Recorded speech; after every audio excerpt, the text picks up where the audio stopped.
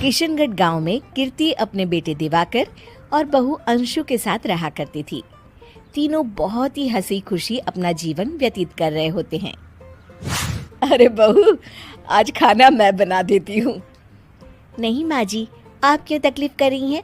आप आराम कीजिए, खाना मैं ही बनाऊंगी। कितनी अच्छी बहू मिली है मुझे। भगवान ऐसी बहू सबको दे। सब कुछ ठीक चल रहा होता है कि एक दिन गलती से अंशु हंसने वाली दवा खा लेती है। बस उस दिन से सब कुछ बदल जाता है। अरे बहू, मेरे घुटनों में बहुत दर्द हो रहा है, जरा बाम तो दे दे। अरे बाम लगा कर क्या करोगी माँ जी? मैं पाँव दबा देती हूँ। अरे एक तो मुझे पाँव दर्द हो रहा है, ऊपर से तुम हंस रही हो।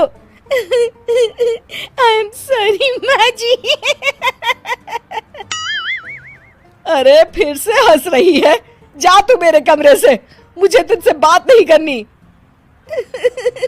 हे भगवान, ये क्या हो गया? अब माँ जी क्या सोचेगी? 2 दिन बाद कीर्ति घर में किटी पार्टी रखती है। उसकी सभी सहेलियां घर आने वाली होती हैं। अरे बहू, मेरी कुछ सहेलियां आज दोपहर को घर आने वाली है। आज कुछ खाने में अच्छा सा बनाना। सहेलियां? क्यों?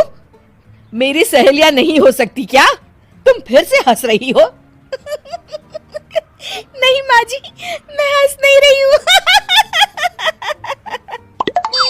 अरे फिर से हंस रही हो और बोल रही हो कि हंस नहीं रही। नहीं माँ जी, मैं तो तुम जाओ मेरे सामने से और किचन का काम कर लो, जाओ। दोपहर को कीर्ति की सभी दोस्त खाने पर आ जाती हैं। अरे वाह, घर तो बहुत सुंदर सजाया है कीर्ति। अरे मैंने कहा, ये सब तो मेरी बहू का कमाल है। अरे वाह, बड़ी गुनी है तुम्हारी बहू तो। हाँ हाँ, खाना भी अच्छा बनाया है। हाँ, बहुत ही गुनी है। तो हमको नहीं मिलवाओगी क्या, या छुपा कर रखोगी अपनी हीरे जैसी बहू को? अरे नहीं नहीं, अभी बुलाती हूँ। अंशु, ओ अंशु, बहू रानी। अंशु बाहर आती है। जी माँ जी। बहू, ये सब मेरी सहेलियां हैं, मिलो सबसे। नमस्ते आंटी। नमस्ते बेटा, बहू तो बहुत अच्छी मिली है तुमको, किस्मत वाली हो तुम। किस्मत वाली? अरे क्या हुआ? हंस क्यों रही हो? नहीं नहीं, मैं हंस नहीं रही हूँ।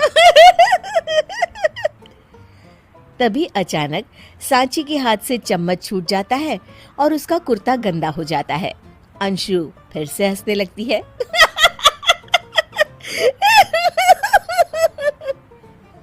इधर सब सहेलियां गुस्सा होकर चली जाती हैं। कीर्ति भी नाराज होकर अपने कमरे में चली जाती है। हे भगवान, ये मैंने क्या कर डाला? इस तरह से तो माँ जी और उनकी सहेलियां नाराज हो गई। अगले दिन, बहू, ओ बहू, किधर हो? जी माँ जी। जल्दी से मेरे साथ चलो। पड़ोस वाले शर्मा जी की हार्ट अटैक से मौत हो गई है, उनके घर बैठक के लिए जाना है। अंशु तैयार होकर आ जाती है। थोड़ी देर में दोनों शर्मा जी के घर पहुंच जाती है। वहां पर सब रो रहे होते हैं। कीर्ति शर्मा जी की बीवी के पास बैठकर उन्हें सांत्वना देने लगती है। बड़े अच्छे इंसान थे मेरे पति। अच्छा। तुम हंस क्यों रही हो? वो अच्छे थे। हाँ हाँ, बहुत अच्छे थे अंकल। अरे अंशु, हंस मत। माँ जी, मैं हंस नहीं रही। मैं तो आंटी जी को बस दिलासा दे रही थी। सब औरतें अंशु की इस हरकत से हैरान हो जाती हैं। कीर्ति भी बहुत शर्मिंदा होती है और वो अंशु को लेकर फटाफट घर लौट आती है। अंशु, क्या हो गया है तुझे? हंस क्यों रही थी तू वहां पर? नहीं माँ जी, मैं तो बस अरे तू फिर से हंस दी। जा तू अपने कमरे में, मुझे तो तुझसे बात ही नहीं करनी। मेरा बेटा ही तुझसे बात करेगा अब। रात को जब दिवाकर घर लौट आता है तो कीर्ति दिवाकर को सब कुछ बताती है। ठीक है माँ, अब फिक्र मत करो, मैं अंशु से बात करता हूँ। दिवाकर अपने कमरे में जाता है। जी आ गए आप? कैसे हैं? मैं तो ठीक हूँ, बस सर में हल्का दर्द है। सर में दर्द? अरे इसमें हंसने की क्या बात है? नहीं, मैं हंस नहीं रही हूँ। मुझे तो फिक्र हो रही है आपकी। एक तो मेरे सर में दर्द है, ऊपर से तुम हंस रही हो। अरे कैसे समझाऊं मैं आपको? मैं हंस नहीं रही। अंशु, तुम इस घर से चली जाओ। माँ ने मुझे बताया जो भी तुमने शर्मा आंटी के घर किया, और किटी पार्टी में भी। नहीं जी, मैं ऐसे नहीं हूँ। तो अभी क्या हुआ था? क्यों हंस रही थी तुम?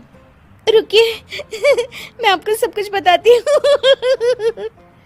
बताती हूँ आपको सब कुछ। अंशु डायरी में लिखकर दिवाकर को पढ़ने देती है।